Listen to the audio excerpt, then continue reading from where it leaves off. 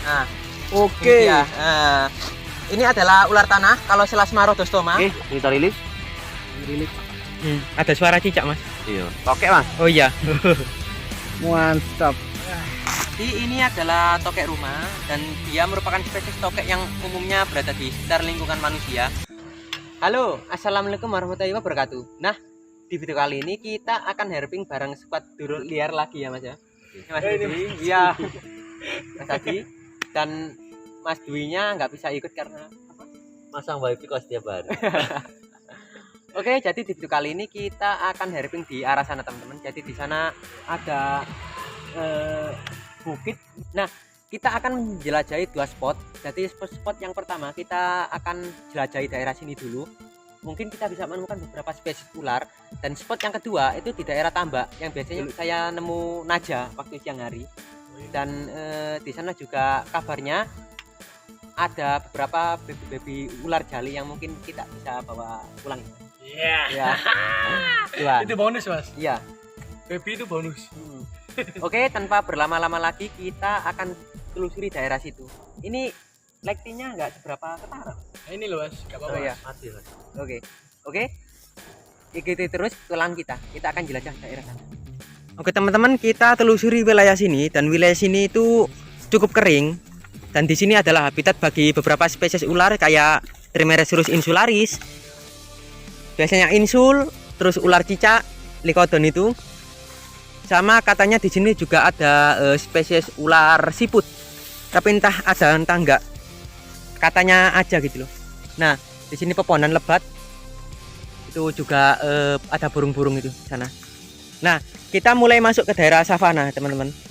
Daerah sini rumput-rumput tinggi dan biasanya juga habitat untuk ular kayak retik dan juga rhodostoma. Ini saya di belakang sendiri nih. Karena kita kameramen sendiri-sendiri ya, Mas ya. Iya, benar. Hati-hati.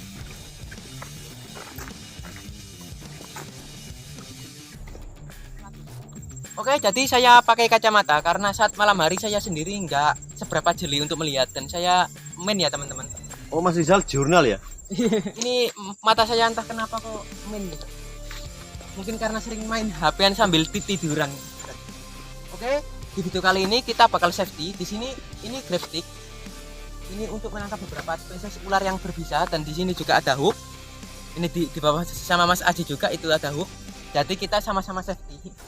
Kan biasanya saya kan polosan. Nggak pakai apa-apa. Wih, ini dia, teman-teman. Wih. Ini ular pertama Oh kita. iya. Mas. Nah, Oke. ini dia. Ini adalah ular tanah kalau Selasma rhodostoma atau bisa juga disebut dengan nama Oke, teman-teman, tadi ular rhodostoma pertama kita dan kita nggak sempat nangkep ya. Karena di graftik ini merucut ya. Untung aja tadi saya itu nggak sempat kegigit karena waktu saya tarik ternyata kepalanya udah berada di samping tangan saya ini. Ya harus hati-hati juga. Karena daerah sini banyak banget ular tanahnya. Jadi di pepohonan lebat seperti ini biasanya banyak, teman-teman. Ada ular rhodostoma, ada ular siput kadang-kadang. Tapi kalau untuk ular siput sendiri saya nggak pernah nemu di daerah sini. Tadi rhodosnya warnanya agak kemerahan ya, Mas? Iya. Agak kemerah-merahan gitu. Biasanya rhodos daerah sini itu warnanya itu agak ke putih-putihan.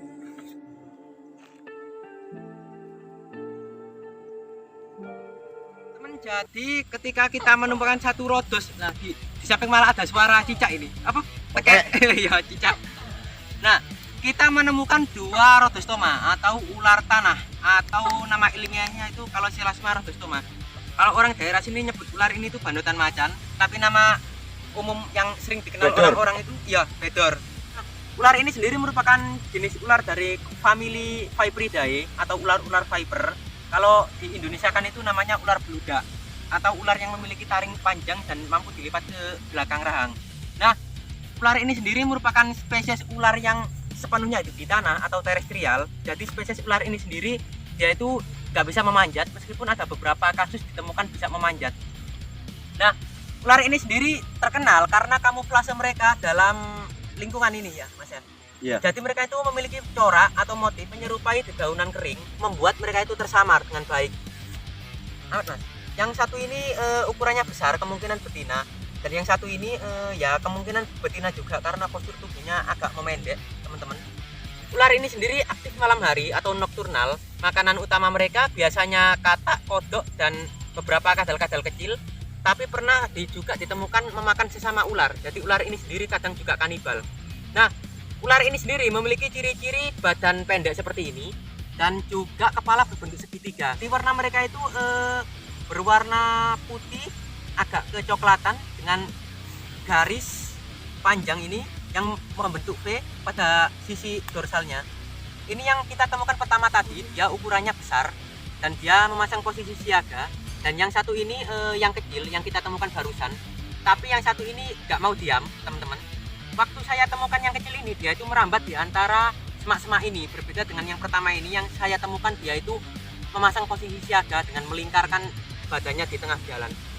Nah, ular ini sendiri memiliki taring tipe Solenoglypha, di mana taringnya itu panjang dan mampu dilipat ke bagian belakang rahang. Dan tipe bisanya adalah hemotoksin, yang tipe bisa ini itu menyerang sistem darah dan otot. Efek gigitan pada manusia biasanya menyebabkan pembengkakan, nekrosis, ke hitam-hitaman area yang tergigit, dan kemungkinan orang selamat itu biasanya sekitar 80-50%-an kalau orang yang selamat ya Mas ya. Tergantung antibodi tubuhnya juga sih. Kebanyakan ular ini sendiri ketika menggigit manusia, mereka itu akan berakhir dengan amputasi karena biasanya itu lebih condong untuk merusak ke sekitar jaringan saraf, kayak area yang tergigit gitu loh teman-teman. Dan untuk anti serumnya alhamdulillah sudah ada di Indonesia.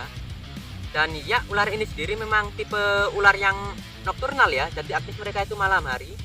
Dan mereka itu memang tipe ular tanah, terestrial, jadi sebagian besar hidup mereka itu dihabiskan di tanah dengan menjelajah daerah tanah untuk berburu mangsa. Tapi ular ini sendiri sebenarnya itu tipe penyergap teman-teman. Jadi dia itu menunggu mangsanya dengan melingkarkan bagian badannya itu ke semak-semak atau ke dedaunan kering, dan dia akan menunggu mangsa. Kalau ada sesuatu yang bergerak di depannya, ular ini itu akan langsung Meluncat. Iya, meluncat gitu lah. Istilahnya langsung nyerang gitu. Ya meskipun ular ini sendiri tergolong tipe ular yang berbahaya, tapi kebanyakan kasus gigitan ular ini itu jarang fatal gitu ya. Fatal, pasti nekrosis. Nekrosis, iya, amputasi, Amputasi. nekrosis. Untuk kasus kematian sendiri udah sering, biasanya di daerah Jawa Barat ya Mas. Iya. Nah, karena memang ular ini sendiri paling mudah ditemukan di daerah sana karena penyamarannya pada dedaunan kering, dan juga kalau ini tuh sering masuk ke pemukiman. Sering juga. Oke, ular ini sendiri tergolong kecil teman-teman, panjangnya juga 80 sampai 70. Tapi ada juga katanya 1 meteran, tapi entah ini benar atau enggak ya. Karena ular ini sendiri tipe yang kecil teman-teman. Kebanyakan mereka itu ya diam kayak gini, kecuali ada beberapa individu yang aktif kayak yang si kecil ini ya. Ini aktif. Yang Kecil satu. lagi aktif ya Bun. Oh iya. Oke, saya akan perlihatkan taringnya ya Mas ya. Oke. Ini mungkin buat pembelajaran aja karena taring ular ini tuh bener-bener panjang banget. Nah, Ini atasannya yang satu Mas. nah ini dia. Ini taringnya. Ini tipenya Solenoglypha. Taringnya mampu ditekuk ke belakang rahang. Biasanya Rhodostoma itu warnanya itu agak coklat-coklat bulat gimana gitu loh. Ular ini sendiri memang menyukai daerah kering, jadi jarang banget ya ini ditemukan pada daerah kayak persawahan, kayak perkebunan, itu hampir nggak pernah. Kebanyakan itu ditemukan di daerah gersang kayak gini. Karena ular ini sendiri menyukai iklim yang kering. Meskipun makanannya itu cenderung ke kodok-kodokan dan kadal-kadal kecil. Oke, kita akan lepaskan ular ini. Oke teman-teman, ini ularnya saya rilis di sini aja. Ini kita Oke, kita rilis. rilis. Ada suara cicak Mas. Iya. Oke Mas. Oh iya. Oke. Oke. Bye. Nah, dia masih bisa memanjat teman-teman meskipun dia tergolong ular tanah. Oh iya ya Mas ya. Masih bisa Oh, manjat. iya, bisa memanjat dia. Yang satu mana? Ini Mas. Oh, bawah. Nalpok Mas. Iki Mas. Nalpok Mas. Yang Kok Oke. aneh ya? Langsung ya. Kita Iya. gas yuk. ini tempatnya Kita- aman ya teman-teman. Jadi ini pepohonan bambu dekat banget ini.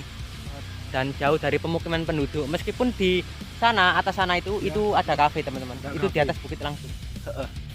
Oke, kita lanjut perjalanan. Ini grab stick saya nggak kanggo ini kayaknya. Heeh. Oke teman-teman, kita udah ada di spot kedua dan ini adalah tempat dimana habitat dari ular hijau ekor merah biasanya di sebelah sini. Ini tanamannya tinggi-tinggi teman-teman. Nah, ini ada Mas Aji sama Rudi juga ini sedang mempersiapkan alatnya. Ya Mas ya? Iya. Karena kita pindah spot ini kita menggunakan sepeda motor itu diparkir di sana.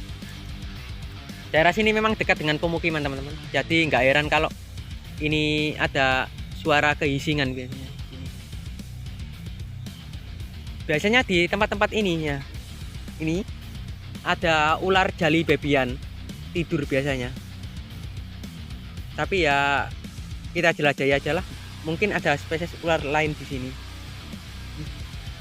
Di sini pepohonannya lebat, kemungkinan ada beberapa spesies ular juga. Kita jelajahi aja. Ini kumbangnya gede-gede teman-teman. Ini saya nggak tahu jenis kumbang dari spesies apa. Sepertinya jenis kumbang hama ya. Di sini juga banyak banget kumbang-kumbang kecil. Oke, kita telusuri di sini. Di sini ada beberapa pohon-pohon jati. Kemungkinan ada tokek juga di sini.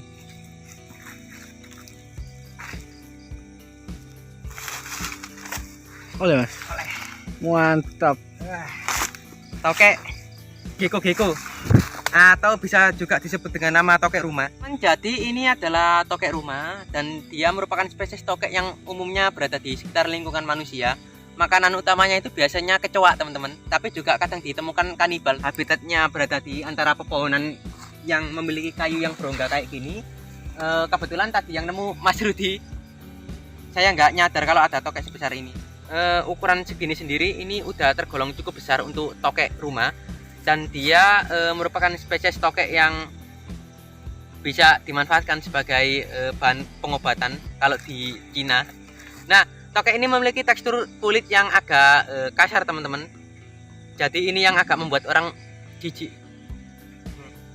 Nah, tokek ini biasanya mengeluarkan suara yang nyaring. Ini biasanya untuk memberitahu wilayah kekuasaannya, atau saat musim kawin biasanya tokek ini memberitahu pasangannya kalau ada tokek jantan yang berada di wilayah tersebut. Nah, itu sebabnya tokek ini disebut dengan nama tokai gecko karena suaranya yang tekek-tekek itu tadi. Ukuran dari tokek ini sendiri berkisar antara 15 sampai 20 cm.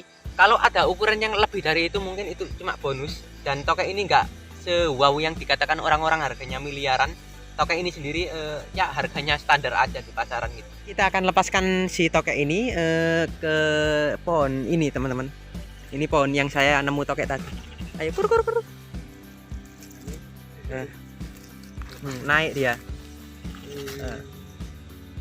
Ini tokeknya, geko-geko. Tokek ini memiliki selaput perekat yang cukup kuat untuk memanjat di bidang datar.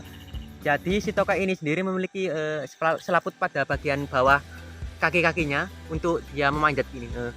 Itu dia naik. Oke teman-teman, jadi di video kali ini kita hanya mendapatkan ular rhodostoma ya Mas ya? Iya, benar. Rhodostoma, terus ada tokek ya tadi ya? Tokek. Ular pelangi tadi sempat nemu, tapi saya nggak sempat nangkepnya juga karena merusut ya. Karena saya juga cuma kelihatan ekornya. Oke teman-teman, jadi itu saja untuk video kali ini. Ya. Karena ya memang konten kita segini aja. Oke, jangan lupa subscribe. Platinum Aviary Dan Bara. oke, itu saja untuk video kali ini. Jangan lupa like dan subscribe. Wassalamualaikum warahmatullahi wabarakatuh.